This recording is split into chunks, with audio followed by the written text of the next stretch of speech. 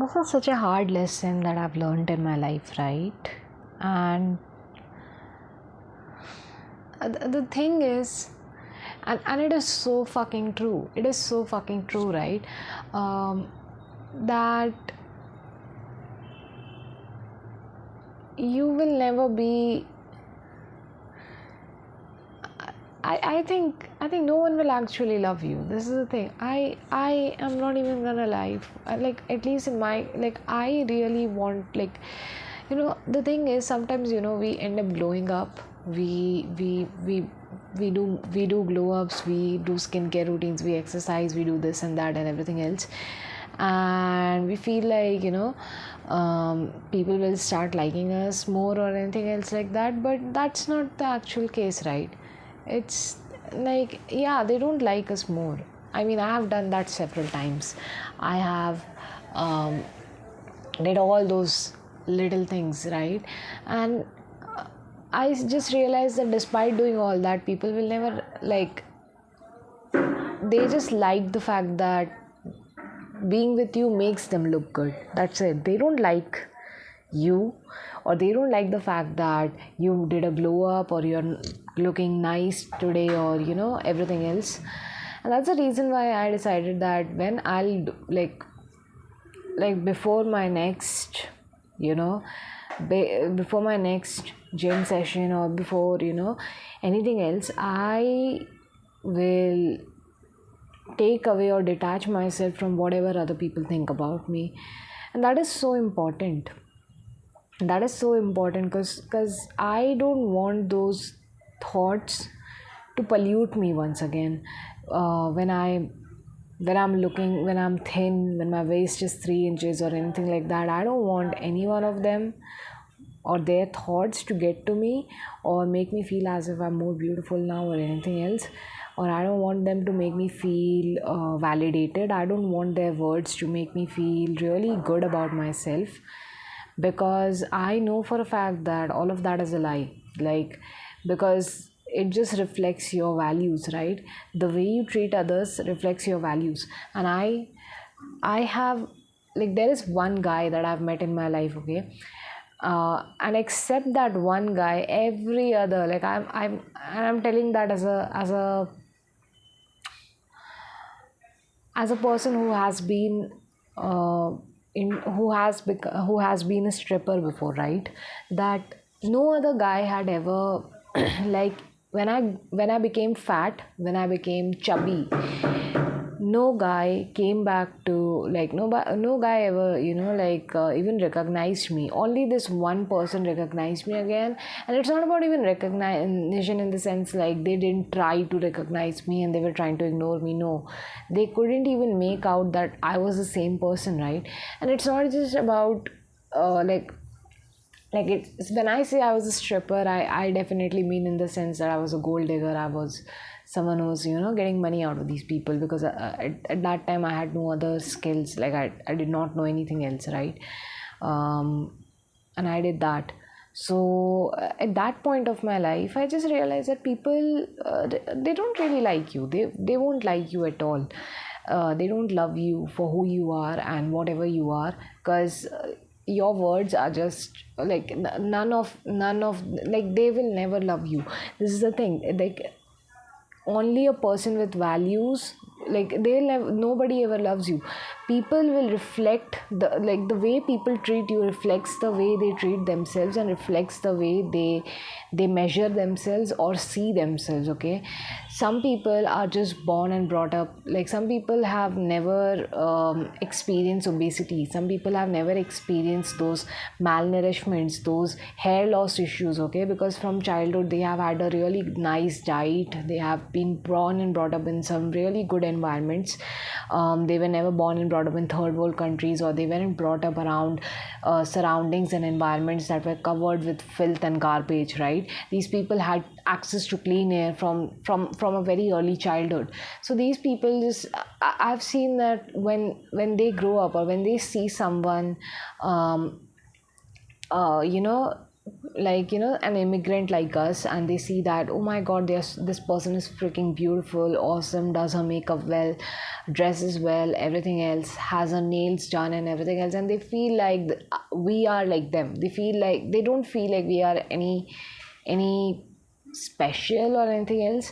What they know is that the world treats them special for no reason, or the world thinks that they are special for some reason, but they don't know. But for them, looking at another good looking person is just like looking at a normal life. It's very like, it's like looking at a very normal person. For them, looking at someone who is well groomed, fit, and everything else is a normal sight, because they have never seen malnourished children. They have never seen people dying on streets. They have never seen that much filth, garbage around them. They have never seen the kind of poverty, mistrust, and the type of society that we hail from, right? And this brings me into this, like, I just feel like people have normalized, they have normalize this idea of, like, it's like these people, like these people have normalized the idea of them being looked upon by other people for being good looking, or for being really, out of this world kind of something. How do I say this? Like, you will see these kinds of, like, I'll tell you this one thing. You'll see some of these, your favorite influencers and celebrities, right? And you will be like, dang, they look so hot, they look so beautiful and sexy, and you get mesmerized by these people. And then you see, then afterwards you see a bunch, you see, when social media gets, what is it, when social media gets popular and everything else, you start seeing that these people, like, you start seeing that there are many other people who look like celebrities, or have that thing going on with them, right? Like, they look good, they feel fresh, they look nice and everything else, because they have been born and brought up in an environment like that. If you go and ask these first world countries, or the places where these film industries are located, right? If you ask the people who are living in the surrounding area, if these celebrities are like, something else, like, don't ask about a celebrity who lives in a third world country. I'm talking about, ask the people who are living in first world countries, and how do they feel about the celebrities that they see in that first world countries. I'll give you this one answer, like 19, like, at least, like, like 70% of those people will tell you that, all of these celebrities just look like normal people. They don't look like anything extra, they don't look like anything extravagant, right? But for us, for third world countries, for people who are, who have seen a lot since their childhood, for them, these people are not normal people. These people are, very different. They feel really extravagant to us. And the thing is that these mostly these influencers from these first world countries, these celebrities and all these people, I think they have normalized the fact that the world looks up at them. But I don't think that they understand the depth of why people look up to them, right? It's like, and the actual reason why people look up to them is because they look normal. They look fucking normal. They don't live in and if we had got the facilities to live in a very clean environment, with clean air and clean water resources, proteinicious food all days every day, if we had these resources to, buy expensive food for ourselves on a daily basis, have an avocado, on a toast. If we had all these resources, I think, yes, you would even look like them. You would never feel that, these people are something extra. You will just realize that they are also normal people. And this is the thing. When I was gold digging, when I was being, gold digging and all that stuff, right, I actually looked really, really good. Like, I looked like I was, out of this world kind of beauty, okay?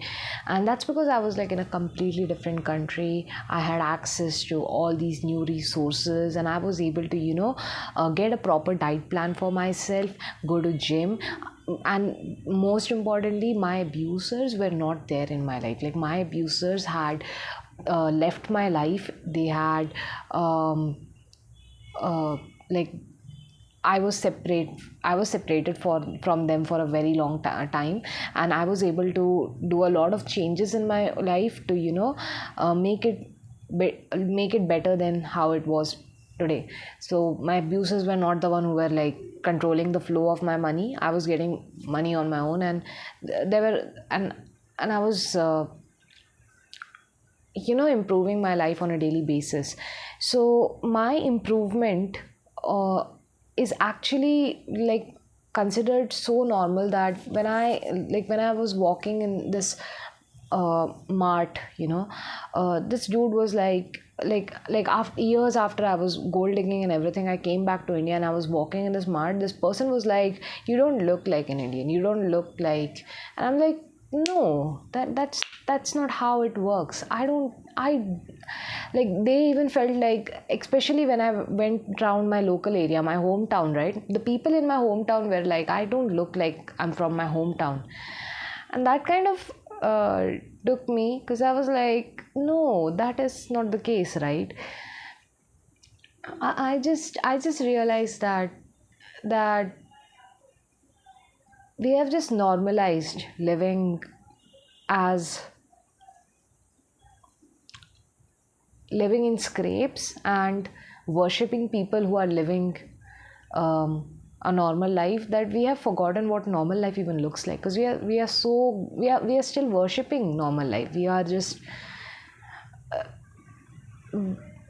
We haven't even experienced, like I see so many people follow like doom scroll, like so many social media influencers and all, and I'm like they I don't think, like I have, like honestly speaking, they seemed so normal to me. Like nothing about them felt over the top, especially after the fact that I've lived that life already. I know for a fact that these people are just normal people who are living in their country.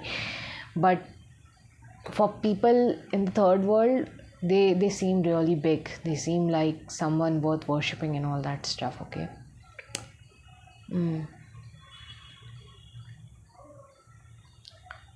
I don't know. I think there's a lot more that I wanted to say. Yeah, I was saying, right, that no one will ever love you for who you are and everything else. That's very true. That's very true. Because I'll speak this with honesty. People, like, if you keep on relying on the words that people tell you, or you keep on relying on the things that they say, you will, like, the thing is, people, even love, it's such a measure. It's people cannot love you more than how much they love themselves. Okay, if someone has not seen themselves deeply to the point of healing themselves thoroughly, right, they cannot love you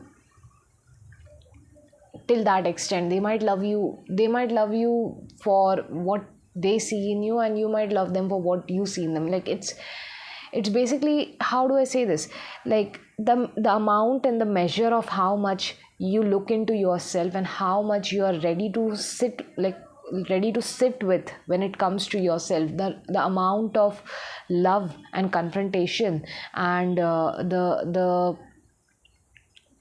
improvement that you have given to yourself is the amount of love that you can give to other people. You cannot give anything less than that. You cannot give anything more than that. You might overgive, but that overgiving is a sign of you basically, like, you might overgive, but that is basically um, like it's just showing how much energy you actually expend yourself to put yourself in this stable position in your life. But then, how do I say this, um, you can never overgive. This is the thing. overgiving happens when whatever love you're giving is not reciprocated back in the same sense. But if you're overgiving to someone, that is just a reflection of the fact that you love yourself more than how much this person can ever love you. And instead of you directing that love on yourself, you start directing that love towards other people, and that just turns into this external thing, right? Like, you kind of forget the fact that basically that extra love is something that you need to direct inwards, not outwards. And once you start directing that love inwards, you realize that people can never love you more than how much they love themselves. And Also, it's like that is the reason why nobody will ever love you for who you are or whatever you are. They can never ever ever love you because they cannot see you to the extent that you can see yourself. They cannot give you to the extent that they had given themselves. Okay, so that's the thing that you need to understand about your own self, right? And I got a thought in my head that, like, if you, like, in a world like this where nobody will ever love you for who you are and everything else, it's much more better to, take advantage of people. And I did have a, like, I did get a thought in my head, like, it's much more better to, like, take advantage of people and all that shit rather than, love them. And you know what, that's honestly speaking, in a world like this where, people refuse to see themselves, or they refuse to, do the self work to be with themselves or sit with themselves, I think it's not a I don't think it's a really like, hard thing to actually take advantage of other people, because people have become so blind to the way that they get treated that,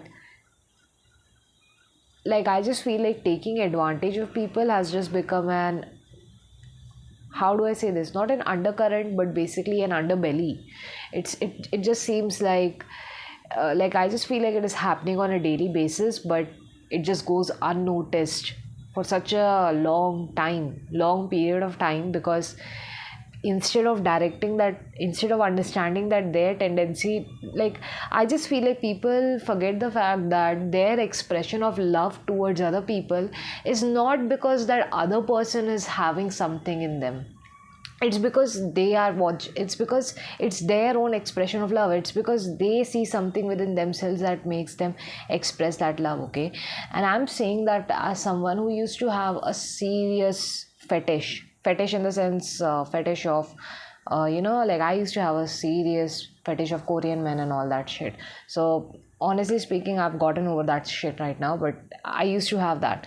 And I just realized that I it's like it's like I just realized that I was sexualizing a lot a lot more than I should have, right? I was sexualizing these people so much because that's all I saw in them. And that is what I wanted to see in myself as well, right? I saw all that in them because I wanted to see that in myself. I used to admire these girls, who used to, like, do all these twerking. And I'm not saying twerking is a bad thing. Twerking was originated by African women, and this was a very it was a very funny way of dancing, right? It was meant for fun, but yeah, nowadays people have sexualized it. So I used to admire these women who used to, sexualize themselves so much, or, like, have these big jargons and everything else. And I used to think that, yeah, they everybody loves them and everything else. And then I just realized that, yeah, but afterwards, when I became a gold digger myself and I just saw how it was all, I just realized that me having big jargons doesn't make them love me more. It's just that they forget the fact that they it's like, how do I say this? It just it's like it's called situational. It's called situational love. Okay, what I at least I like to call it situational love. So what I mean by situational love is that if you're born and brought up in a society where you think that women having big boobs or women having sorry, oh my god, I shouldn't say that word. Wait a second. Women having big breasts and them having really big assets, right?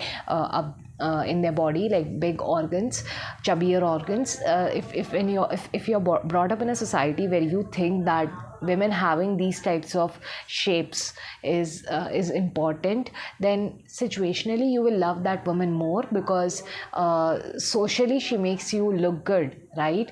But if it comes to a situation of survival, or if it comes to any other situation, these men won't stand for these women. And I just realized that, god damn, it's not about skin color, race, ethnicity, how you look, what your shape is. It is basically the values that a person holds that actually makes people worth loving. Yes, and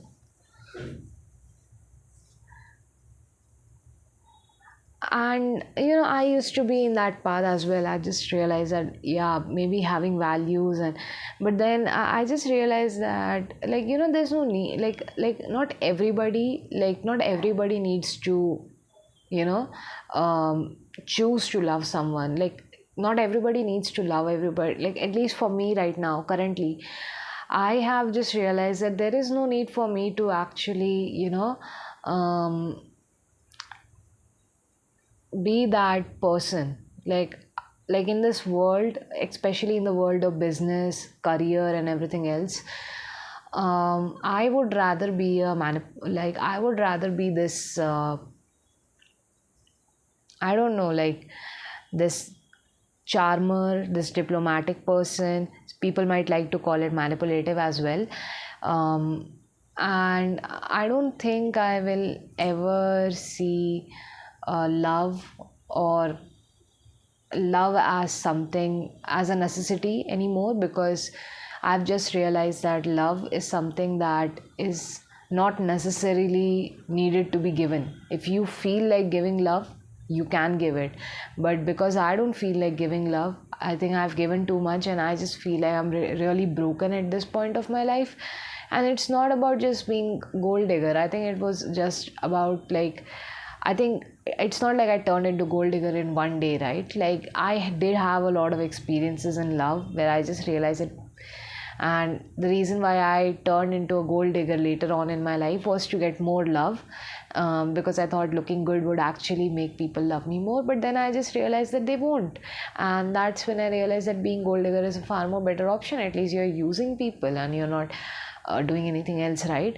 And then I just realized that maybe I don't want to be a gold digger. Maybe I just want to be successful. Maybe I just want to be powerful, because that is far more better way of um, dissipating my energy, right? I think, to me, honestly, especially when it comes to business, especially when it comes, I think I'm still thinking about my business. I don't really want to love someone or marry someone. There are people who want to do that, and I think I think if you're about to do it, just know for a fact that it's the love that you give is yours to give, and it's not because of some other person that you are giving that love. It's not a reactionary thing. Love is not a reactionary thing. Love is reciprocation, and reciprocation is a choice. Reciprocation is an autonomous choice made by a person. It's not a thing that comes reaction. It's not a reaction that comes because you are looking good or anything else. um yeah.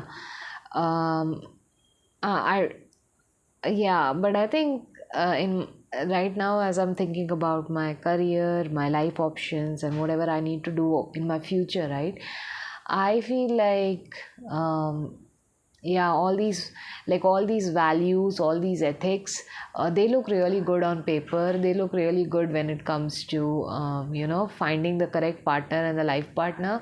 But if you want to advance in life, if you want a better life, I think it's all about diplomacy. It's all about diplomacy, especially marriages, marriages that are forced on other people or arranged marriages. I don't think that you need love in those marriages. And I'll be very frank on it, because I know that people are like, whatever. But listen, you can never tell me that arranged marriages are not forceful marriages at all. You can never tell me that, because when you arrange a marriage with someone, you are just basically you are not choosing to love that person, because love is a choice. Love is never something that just happens, right? So if you're telling me that you're choosing to love that person and everything else, I do admire your strive at it. But like, if you haven't even like if you don't even like, how do I say this? You can never tell me arranged marriages are good, because I feel like in arranged marriages, you haven't, like, most of the arranged marriages, right? You have not, like, what has happened, what I know about, like, okay, let me explain to you what arranged marriages look like to me. Arranged marriages is basically your parents make you meet another person, and you just see their face, and the next day you just get married to this person, right? And that's how arranged marriages start. So the starting of arranged marriages is often like, you have to stay committed to this person. There are all these rules around it. And the thing about arranged marriages is that people have to get to know each other, and getting to know each other takes around, like, it might take you more than 3 months, 6 months. Sometimes getting to know each other is a phase that might take years, okay? And I don't know, it might take years and years, and you will not even realize, in those getting to know each other phases only, you might end up, giving birth to a baby. You might get pregnant, you might give birth to a child and all that stuff. So I want you to be very mindful when you do that, because seriously, honestly speaking, childbirth is a thing of planning, okay? I'm seeing these influencers out there, these trad wife influencers like Nara Smith and all, okay? These women, especially I'm talking about Nara Smith currently, she doesn't takes at least, like a 2 year gap, which is exceptionally necessary for women. After post pregnancy, you need to take at least a 2 year gap before the next pregnancy, so that your body doesn't feel fatigued.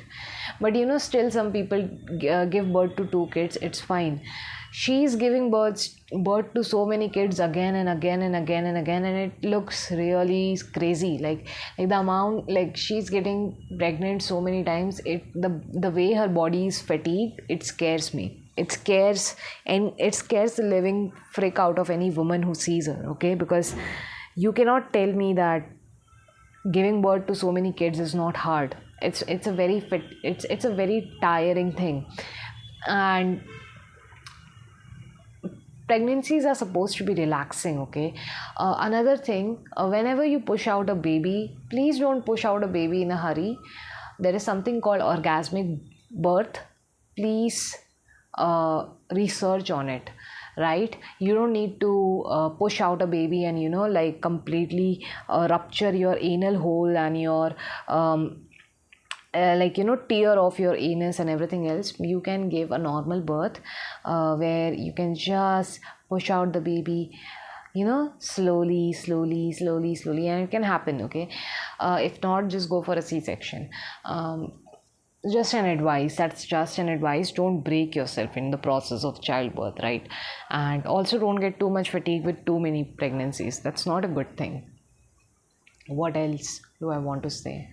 Yeah, especially when you're in arranged marriages, plan your baby in a proper manner. Please plan your pregnancies. I don't care how many of your mother-in-law, father-in-law, this-in-law, that-in-law. I think first things first, even if you cannot meet the groom, or if you can, even if you're not allowed to talk to the groom, at least talk to the mother-in-law and the father-in-law. Because if you know them, if you know how the parents are, you will actually understand what type of pressure they are trying to put on you after your marriage, how many household chores, like you will understand that. If you understand the type of mentality they have, you will understand, you will be able to plan your marriage in a proper manner. Like you will be able to plan your pregnancies, you will be able to plan how to, like your household chores and everything else, you will be able to plan it really well if you actually go and get to know your father, your entire in-laws. Okay, just try to get to know them. Who are they, what are they like, what type of pressure, like what are their priorities, how do they look at marriages, what is their thing about it, right? Always get to know about your in-laws. That gives you a very good perspective of what is going to happen to you in your family later on. Okay, so that is very important. Always be, whenever it comes to arranged marriages, be make always plan your pregnancies. And also another thing, if you know the kind of in-laws you will have, you will be able to plan, like if you know, like if they are the type of in-laws who will pressure you to give birth to kid the moment you enter into the house and everything else, you should be able to plan that thing. You should be able to know how much assertion you can put on to them, how much you can delay this time, because you're still getting to know the groom, right? You cannot just give birth right away. So just make sure to actually make a plan before you go into these households. Secondly, be very diplomatic about it. Be very diplomatic about your whole life, because trust me, in marriages, people end up thinking that after giving birth to their kid, they know their husband, they know their in-laws very well and everything else, and then one day suddenly something happens. Okay, that's not the mindset that you should keep in your head. Always know for a fact that you will never know who your in-laws are, you will never know who your husband is, and getting to know people takes a lot of time. Sometimes it takes months, sometimes it takes years, and maybe you're still going through that year. Okay, just know for a fact that you're still getting to know people in this new household, and you are just here for 2-3 missions. Okay, that's it. Like giving birth, making a legacy, um, in the sense, building a child, and making that legacy. That is the reason why you're in the house. So always know that's the reason why you're there. Like arranged marriages isn't about, it's about diplomacy, it's not about love. And you have to understand why it existed. Arranged marriages were done in olden days and olden times to preserve their to for some particular tribes and some particular caste and some particular culture, so that they can preserve their marriage, so that they can preserve peace in between the tribes, or so that they can preserve their culture, or so that there are many countries that will, like many in olden days, many royal people used to do arranged marriages with each other for peace treaties and all that stuff. So arranged marriages ka pura concept was always about being diplomatic. It was never about being not diplomatic. Okay, so arranged marriages, all in today's date, arranged marriages are very much linked with social reputation. So always remember that that's the entire reason, why you're getting married in there. If you still want to put your love and your heart in this thing, I hope you find someone good enough to actually support you while you're in your emotional journey. But this will never be like, this cannot be an emotional thing for you, because I'm not saying it can never be emotional thing for you, but try not to like attach your emotions too much with this. That's the thing, because I've never trusted it, because I know for a fact that in my personal interest, it's always been a very rough ride. Also, when I think about like the emotional relationships that people form in these places and then start getting hurt, it really hurts. I think people should know that it's a really diplomatic thing that you're going with. And also another thing, that many people actually do take up these marriages as a diplomatic stance, right? Many people do take up these marriages as a diplomatic stance, right? But then afterwards they later on feel like, nobody loves them, nobody cares for them, and everything else. And I really want you to know that love is an expression of, I feel like love is an expression of self. Love is an expression of self, and people will only love you how much they love themselves, okay? So don't be sad if you feel as if, nobody sees you or nobody has ever seen you. It all happens from yourself. Okay, and that's my take on it. And I think, being diplomatic has never hurt anyone, I think. Even if like some people are like, you'll be disrespected for faking yourself all the time and everything else. This world is entirely fake. This society is fake. People do big decisions like marriages and pregnancies and all these things just for the sake of social reputation. Okay, so I don't believe that there is anything real in this world enough for people to actually believe in real things. What is most real thing that can ever be there for you is your values. It's your values. It's the values with which you hold yourself. That is the only biggest thing that can serve. That is a measure of the amount of love that you have for yourself and everybody else, right? That's the only thing that you need to know about life. Everything else it's just so stupid. It's freaking.